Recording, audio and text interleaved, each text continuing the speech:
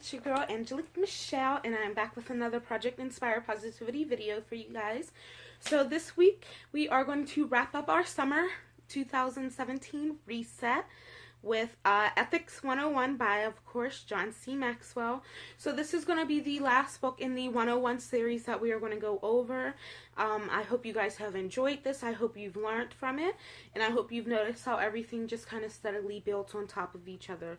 So let's just get right into it. So, Ethics 101, the ethical dilemma. 1, we do what's most convenient. An ethical dilemma can be defined as an undesirable or unpleasant choice relating to a moral principle or practice. 2, we do what we must to win. Many people believe that embracing ethics would limit their options, their opportunities, their very ability to succeed in business. 3, we rationalize our choices with relativism. According to Fletcher, right is determined by the situation, and love can justify anything: lying, cheating, stealing, even murder. So, Alexander said, "I've lived my life in a society where there is no rule of law, and that's a terrible existence. But a society where the rule of law is the only standard of ethical behavior is equally bad." The same person who cheats on his taxes or steals office supplies wants honesty and integrity from the corporation whose stocks he buys, the politician he votes for, and the client he deals with in his own business. Companies that are dedicated to doing the right thing, have a written commitment to social responsibility, and act on it consistently are more profitable than those who don't. King Solomon said, "The ways of right living people glow with light. The longer they live, the brighter they shine. But the road for wrongdoing gets darker and darker. Travelers can't see a thing. They fall flat on their faces." Jabez L.M. Curry said, "A state to prosper must be built on foundations of moral character, and this character is the principal element of its strength and the only guarantee of its permanence and prosperity." So John believes that all people can be categorized using the following 5 statements. I am always ethical. I am mostly ethical. I am somewhat ethical. I am seldom ethical. I am never ethical. So the majority of people place themselves in the first or second category. Most of us try to be ethical most of the time. Most people who put themselves in the second category do so because of personal convenience. Conflicts of inconvenience, practicing discipline is inconvenient, losing is inconvenient, paying a high price for success is inconvenient. Some people in category 2 are there because they don't want to deal with those inconveniences. Most people think that being mostly ethical is fine, unless they are on the losing end of someone else's lapse in ethics. One rule can help people move from mostly ethical to always ethical and close the gap between the first 2 categories.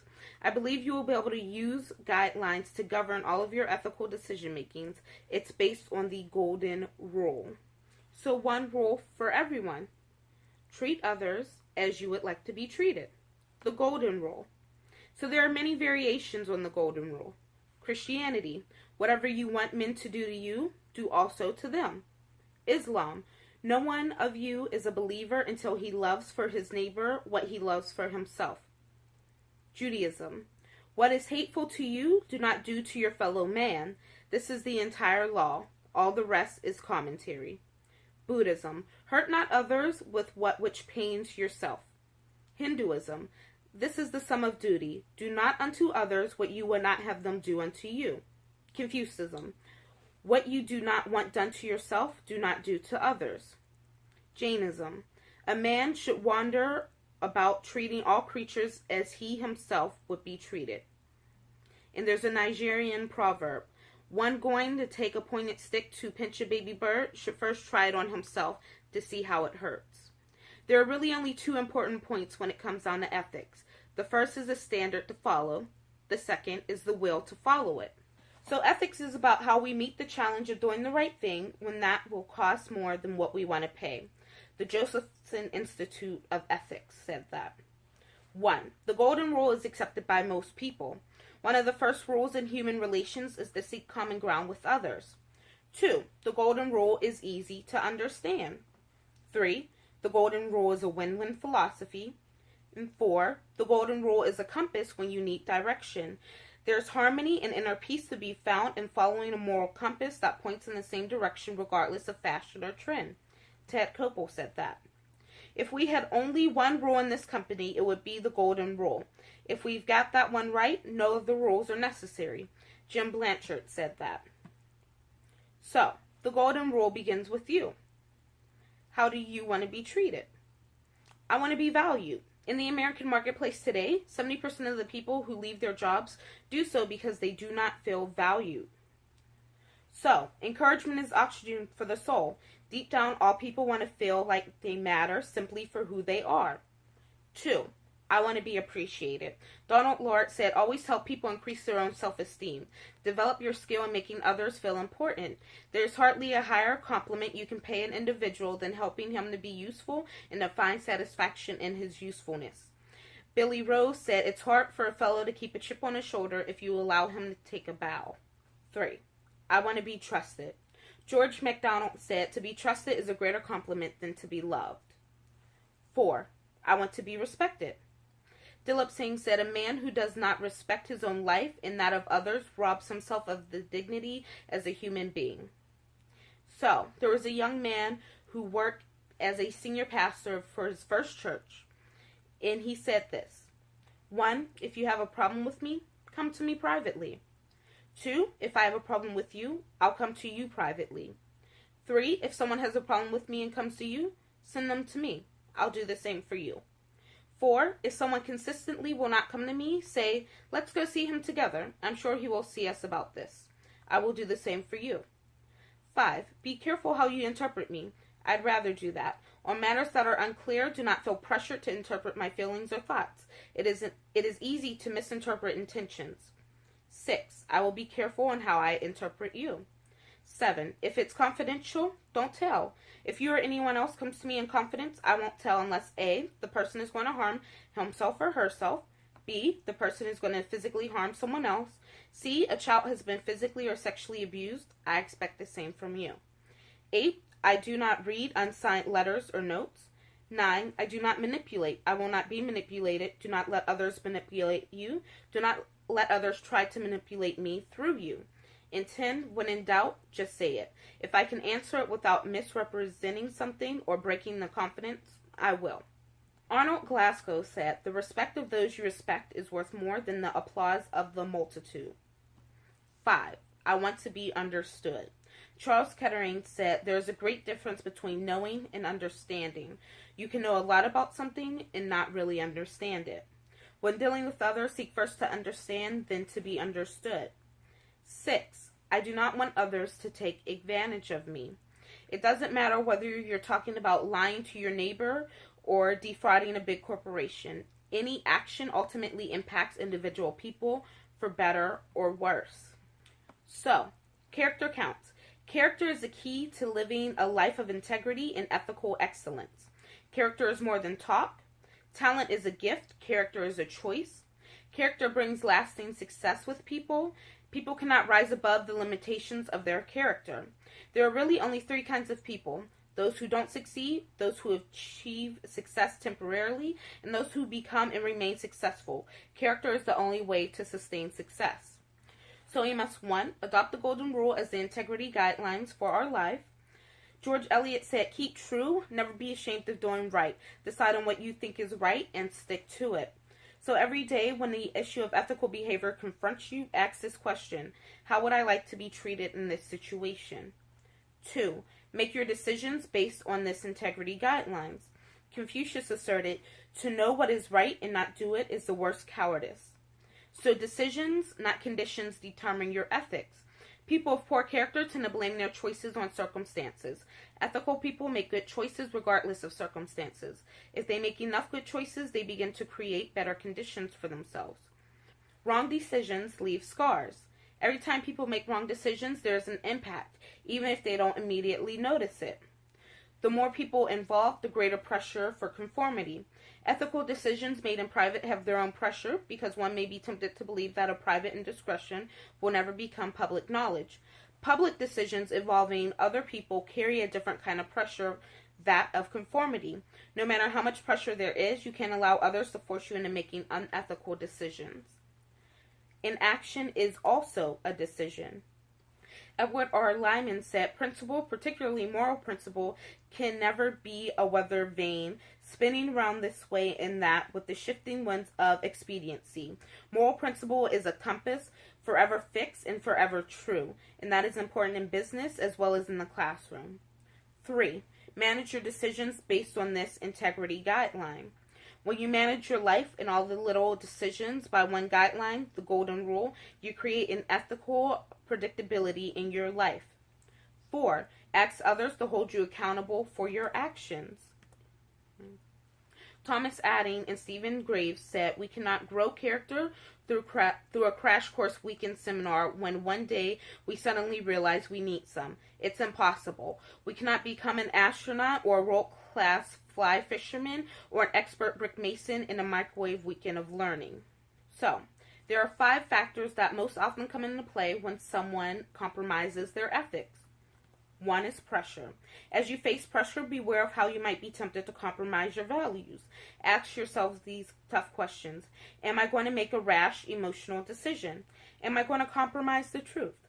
Am I going to take shortcuts? Am I going to keep my commitments? Am I going to bow to others' opinions? Am I going to make promises I can't keep? Men are alike in their promises. It is only their deeds that they differ. Molière said that. 2. Pleasure. Robert Browning Hamilton said this poem. I walked a mile with pleasure, she chattered all the way, but she left me none the wiser for all she had to say. I walked a mile with sorrow, and never a word said she, but oh, the things I learnt from her when sorrow walked with me. Mark Twain said there are several good precautions against temptation, but the surest is cowardice.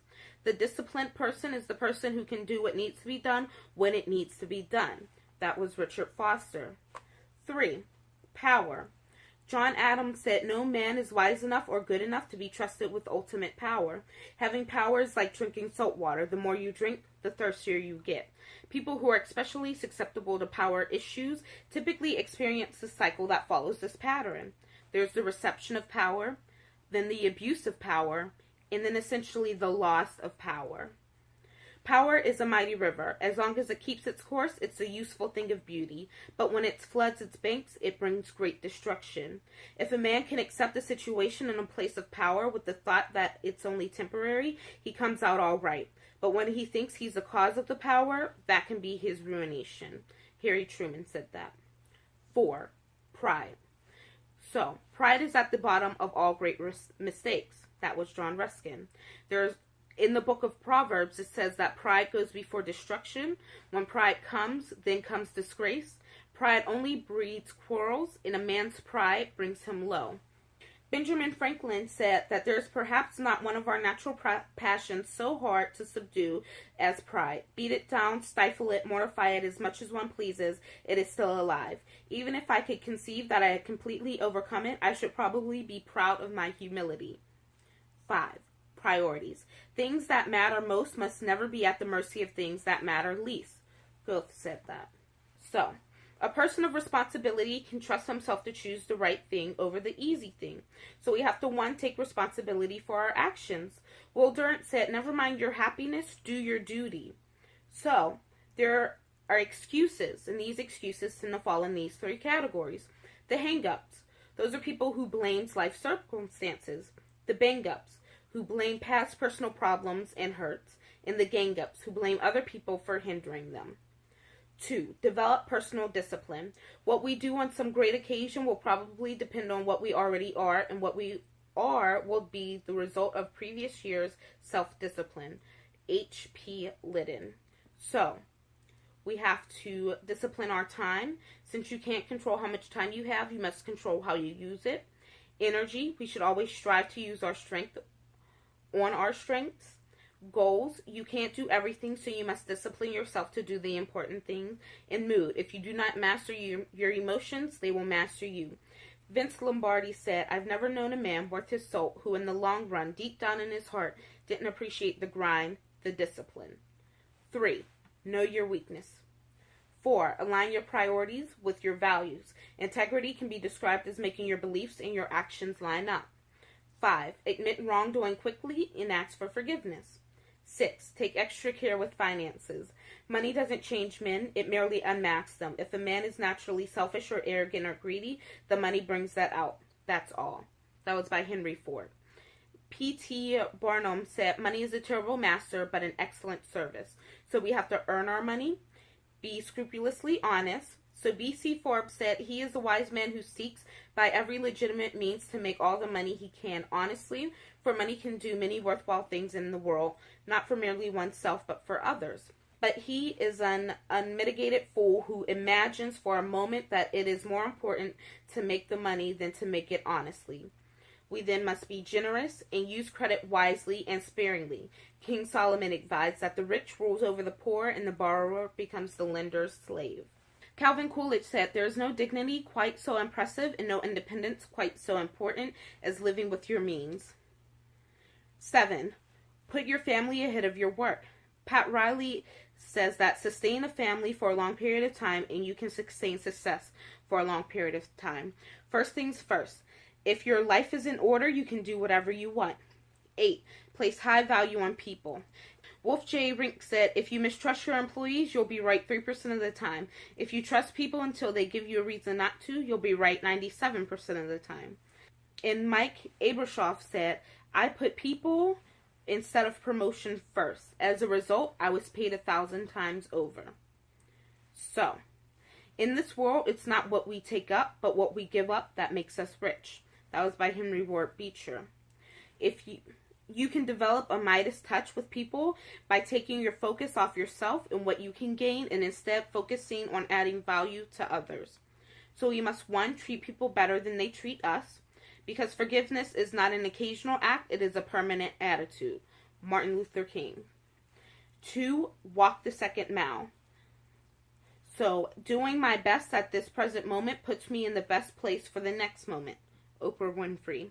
A person with an extra mile attitude is someone who cares more than others think is wise, risks more than others think is safe, dreams more than others think is practical, expects more than others think is possible, and works more than others think is necessary. There is no traffic jam on the extra mile. That was by Zig Ziglar. 3, help people who can't help you. 4, do right when it is natural to do wrong. 5, keep your promises even when it hurts. We make commitments with care and then live up to them. In all things, we do what we say we are going to do. Chris Brewer. We have the people who go for the gold and the people who go for the golden rule. Ask, what can you do for me? What can I do for you? Make convenient decisions. Make character decisions. Sacrifice family for finances. Sacrifice finances for family. Develop a rationale for their actions. Develop relationships with their actions. Possess a me-first mindset. Possess an other-first mindset. Count their dollars. Base their values on their worth. Count their friends. Base their worth on their values. I believe that there are 2 basic paths to achievement a person can choose. You can go for the goal or you can go for the golden rule. People who live by the golden rule give themselves a chance to have it all. So treat others as you would have them treat you. I hope you guys have enjoyed this video. Ethics 101 was quite a bit different than the other books that we just covered in our 2017 summer reset. I hope you learned a little bit of something from each and every one. Let me know which one was your favorite. Thank you guys so much for watching and joining me this summer.